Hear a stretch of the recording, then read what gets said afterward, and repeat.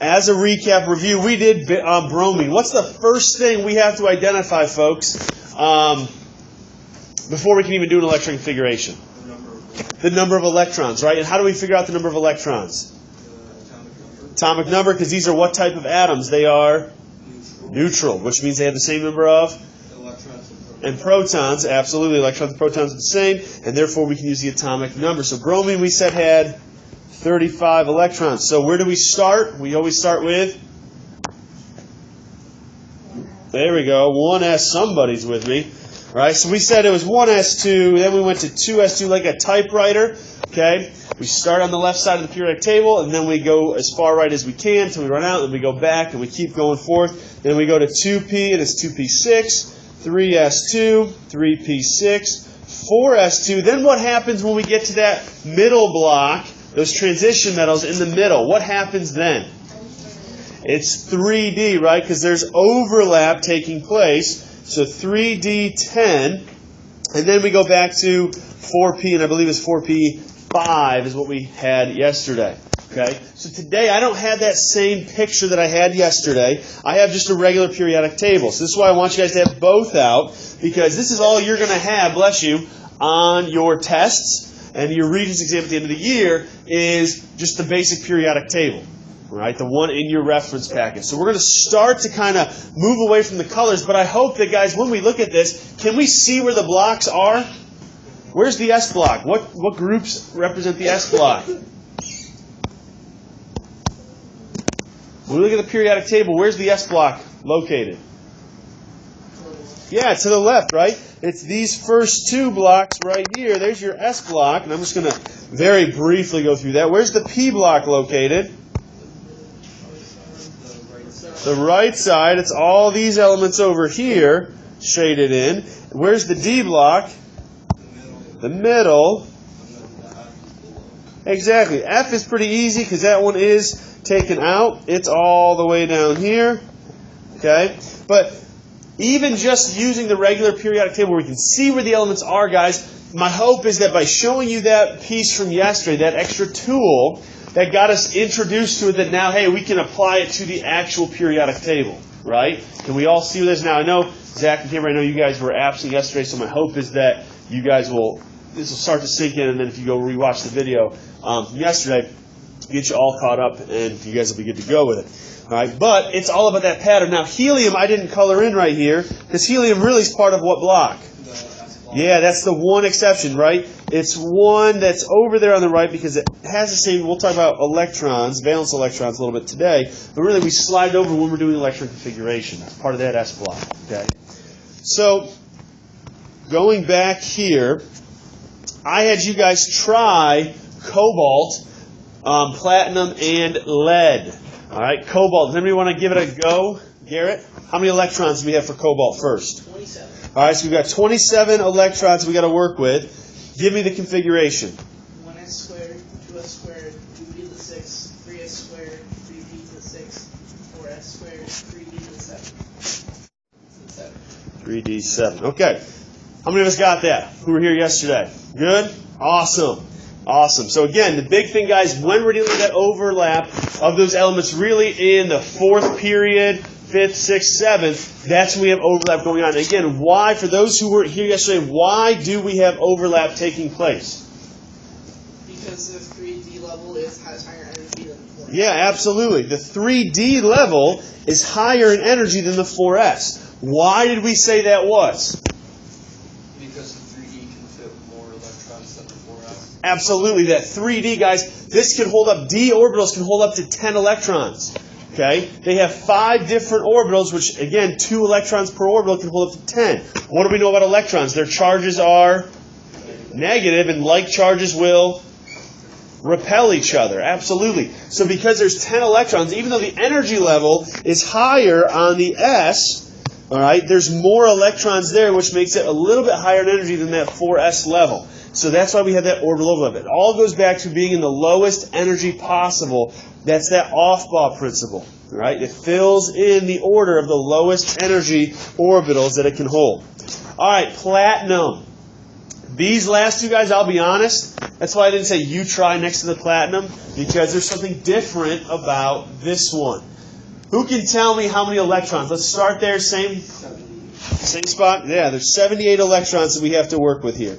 All right, 78 electrons. When we take a look at our periodic table, and I'm going to slide over here, this is where we need to get to on our periodic table. So again, we start up here, we go like this, all the way through, we keep going. So we're going to have that same pattern that we've had before, but there's going to be one thing that's going to be different that we haven't seen just yet. So where am I going to start? It's going to be still 1s2, 2s2, 2p6, 3s2, 3p6, 4s2. Then we go where? 3d10, because we're going across that D block. Then it goes back to what? 4. Remember, your S and your P are going to have that same energy level, that same big number out in front. It's going to be 4p6. Then we go 5s2. Then we go, yeah, it's going to be 4d10. Then it's going to go back to 5p6. So if I go back to my periodic table, the spot that I'm at right now is here. All right, I've taken care of 54 of my electrons of the 78 that I need to do. So as I go down now to this level, which is going to be my 6s, do I just go right across to where platinum is? No, I've got to take a detour and go down through the F block. Then I come back to where platinum is. So when we're considering this for our configuration, I'm running out of room. I'm going to write it down below. I go 6s2, but then I got to take a detour, guys, to the F block. What number do you think I'm going to have for the F block? Not 1. 14 is going to be the number of electrons, but the energy level is going to be 4. Energy level 4. It's 4F14, because think about it.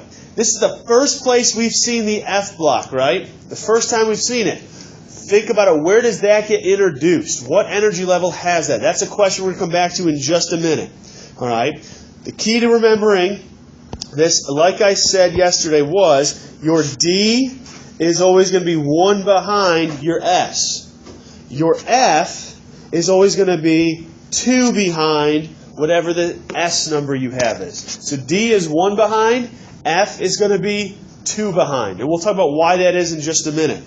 So how many people actually had 4F14?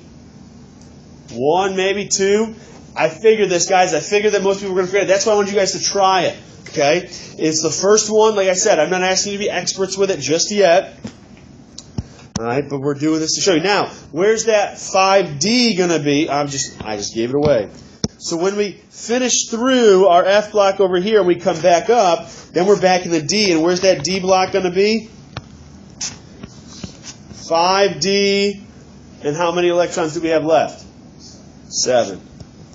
That's what our configuration for platinum should look like. All right, it's a long one. It's a long one. But if we go through and we were to add up all of our exponents there, they should add up to a total of 78. Yeah, but let's not go there. Right. Is that right, though? Let me see. Let me go back to my periodic table. I don't think that is. Actually, it's going to be 8. I knew that wasn't right. It wouldn't add up. It's not 5D7. It's going to be 5D8. That's what you should have. If you count it, it should be 5D8. Don't worry about it. The good news is, guys, this lead one right here, this will be the last time you had to do a long one like this. How many electrons does lead have? Wait, how is it 5D8? Here we go, guys. Last one. Follow along as I go through with this. 1s2, 2s2, 2p6, 3s2, 3p6, 4s2, 3d10, 4p6, 5s2, 4d10, 5p6, 6s2, 4f14. Remember, we're going to keep it simple. We're not going to worry about that whole lanthanum actinide series that kind of pulls out where it is. Just keep it simple here. And then it's going to be 5d. Oops, I need a 5 in front of there. 5d10. And it's going to be 6p2, I believe, is what you should have. Correct? All right? Does that make sense, guys? I'm not going to give you a lot. You may see one that deals with the F block, but they're just not common elements that we deal with a lot, so you're not going to have to worry too much about that. If you had cobalt right, that's the big thing that you're going to have to worry about. All right? Now, obviously, we can see that these get super long. If I, on a test, this would take you, a couple minutes of that 40-minute period that you have to work on the test. That's just kind of madness to make you guys write it out so much. So, good news for you is that there's a shortcut way. All right, and this is called the noble gas notation. So from here on out, unless I specify that you need to write out the complete the complete electron configuration or the long method, you can use the noble gas notation. It's a shorthand way to write electron configurations. It shows our valence electrons. That's a key word. We're going to be talking about these all year long. Really, guys, in all honesty, the valence electrons are the only ones that matter to us in chemistry. Our next unit dealing with bonding, it's all about valence electrons. They are the outermost electrons. You guys should be familiar with that term. I believe it was one of your vocab terms, correct?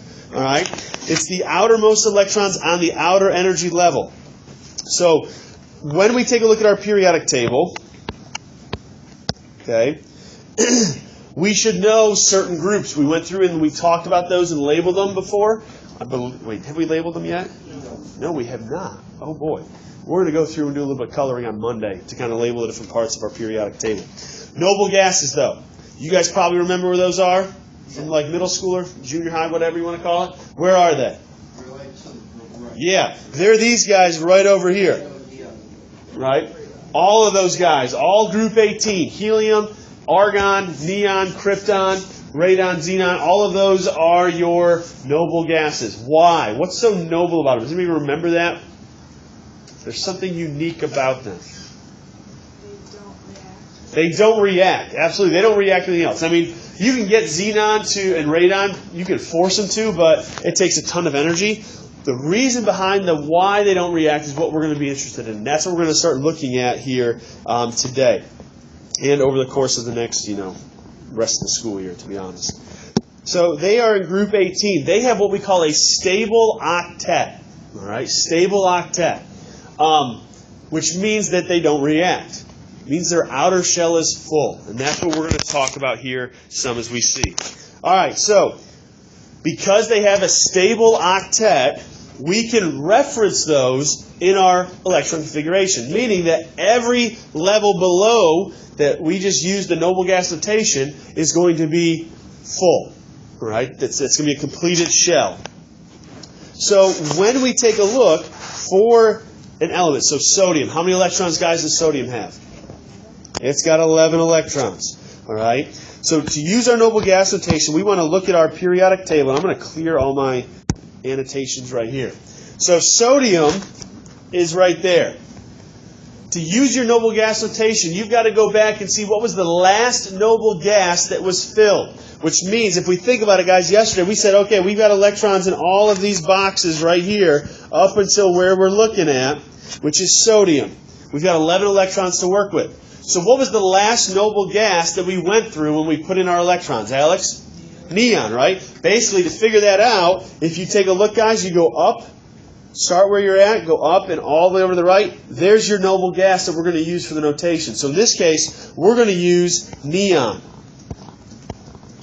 Okay? So all we're going to have to do is we're going to write neon, make sure it's got brackets around it.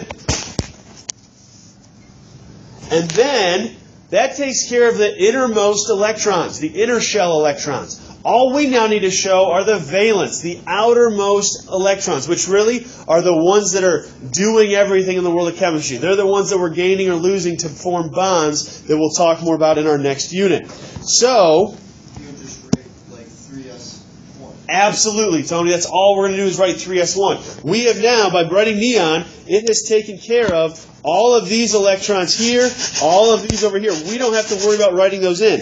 This is the last one that we're going to have to write in, is just where sodium is.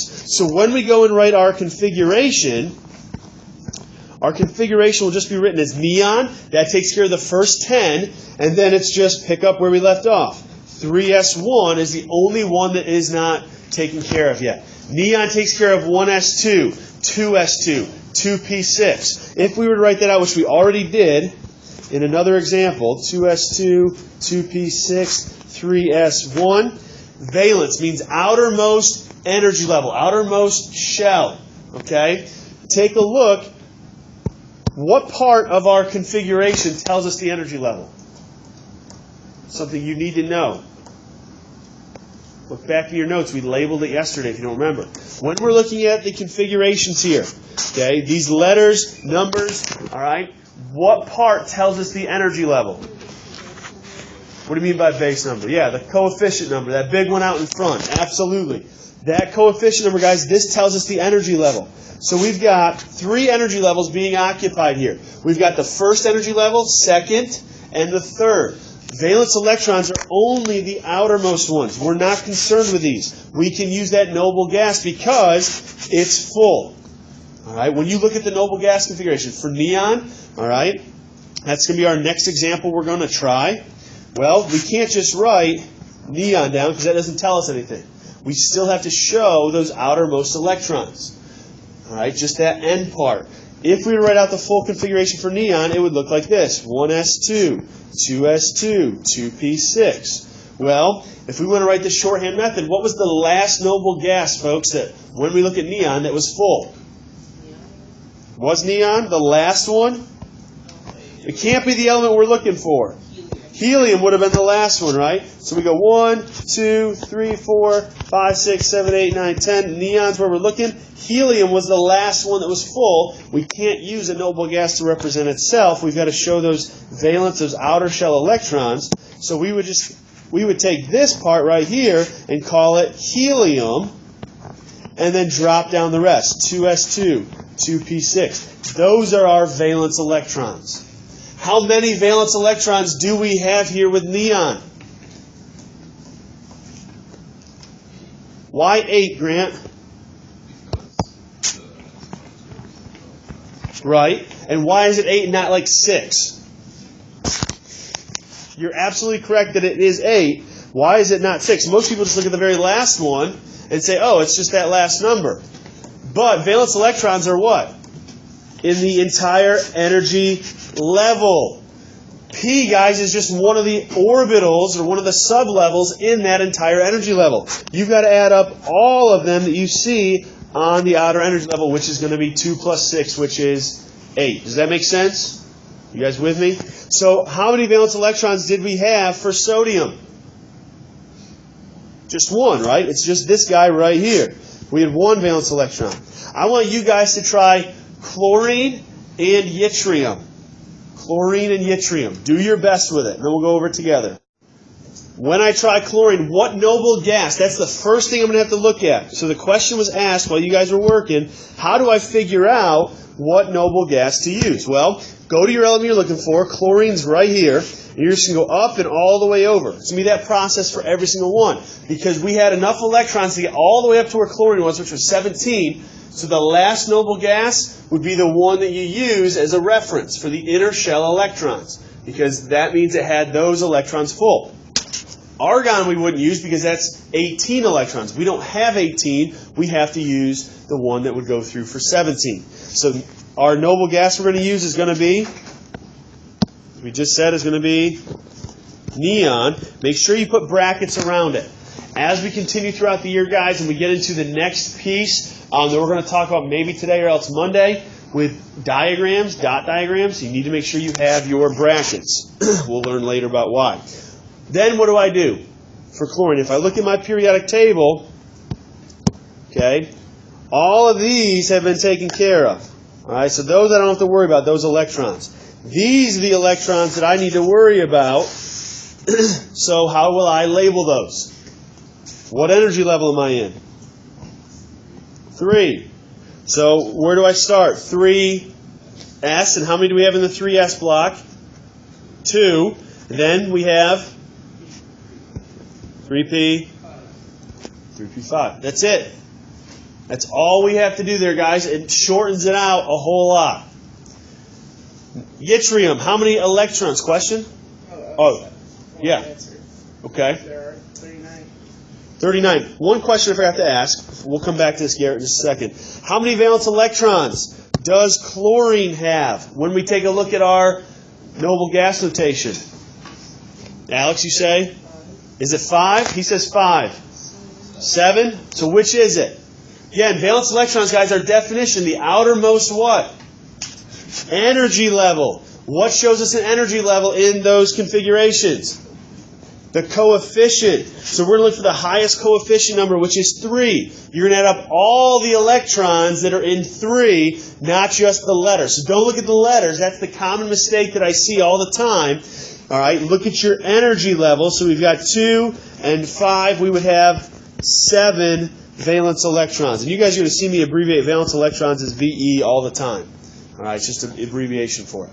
All right, back to yttrium, because that's going to be a big question here with this next one as to how many valence electrons do we actually have. So going back to my periodic table, Garrett said it was 39, so we are right here. That's what we're trying to get to. What's my noble gas going to be for yttrium? Krypton.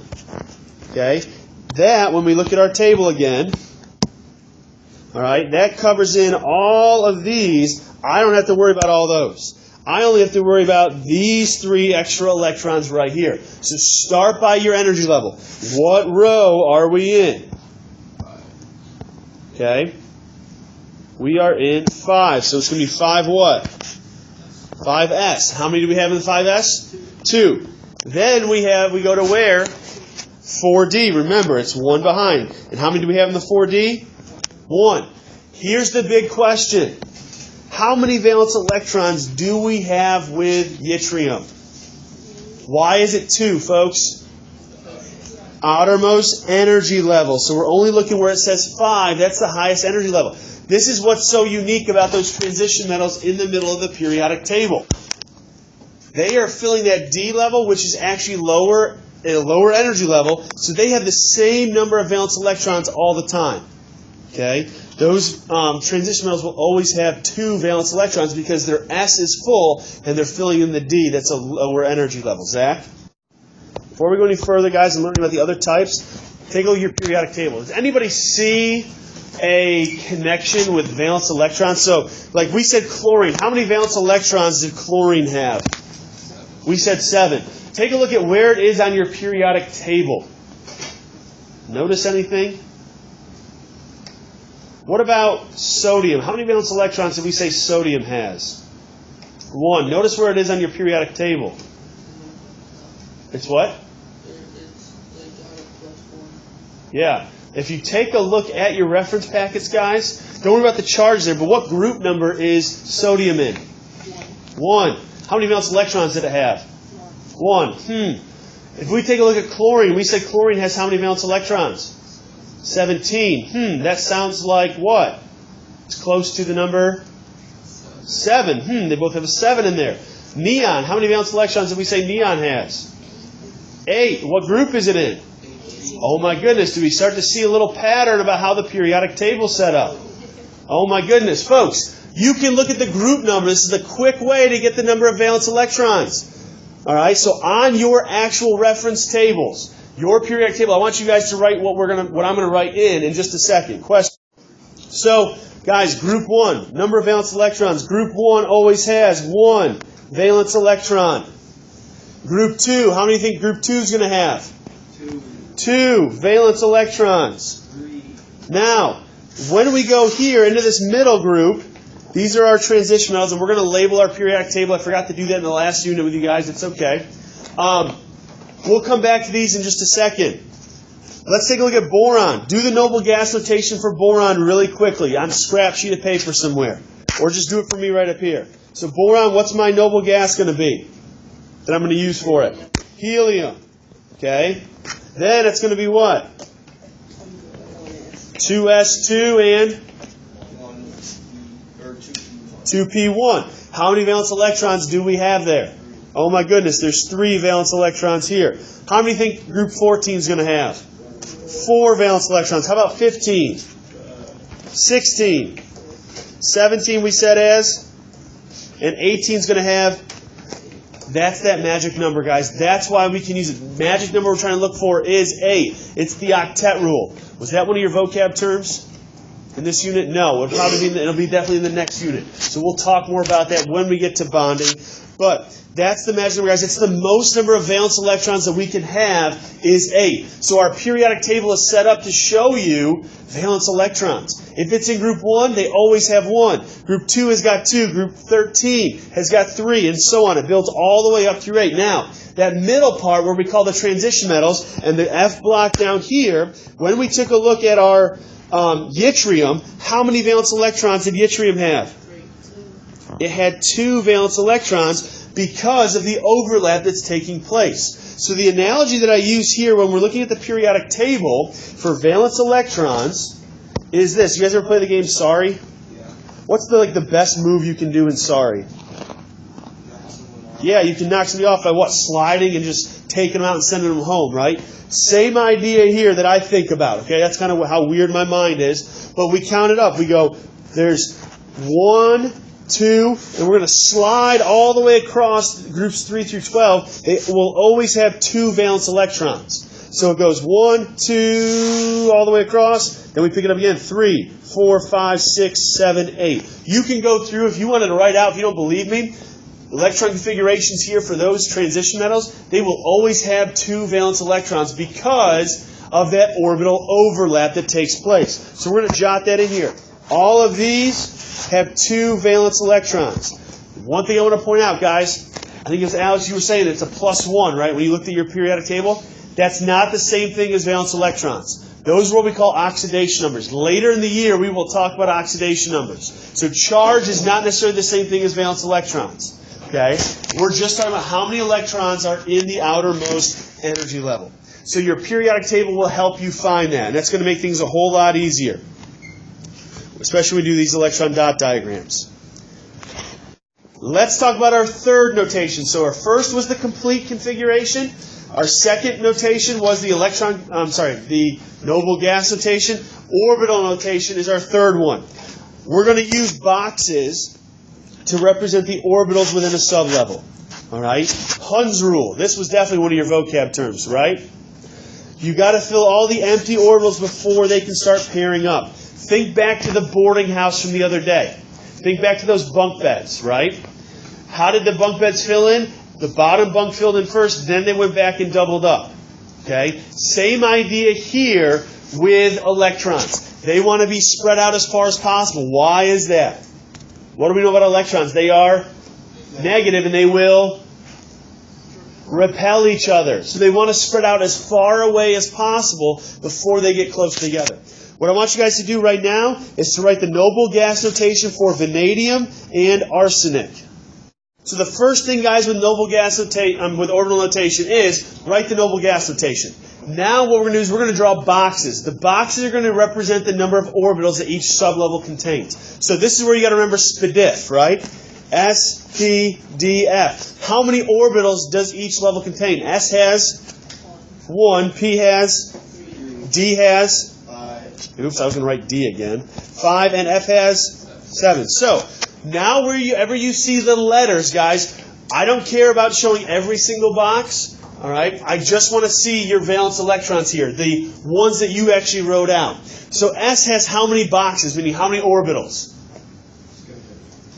Orbitals, not electrons. Orbitals would be 1, right? Because we just said S has 1 orbital. D has how many orbitals? 5.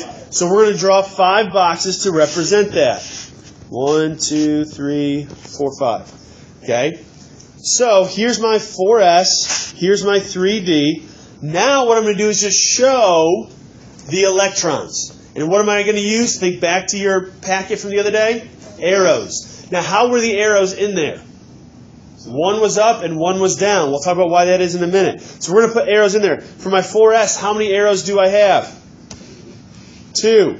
I'm going to fill in 1. S doesn't have anywhere else to go, so I'm going to make it opposite. That's Pauli's exclusion principle. They have to have the different spins if they're in the same orbital.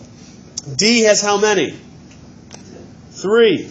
It can hold up to 10. We only have 3 here. So now, here's Hun's rule. They're going to spread out into the boxes, guys. It doesn't matter what boxes you put them in, as long as they're in different ones. The order doesn't matter of how they fill in. They just can't go back and double up until all of them have 1 in there. Then they will pair up.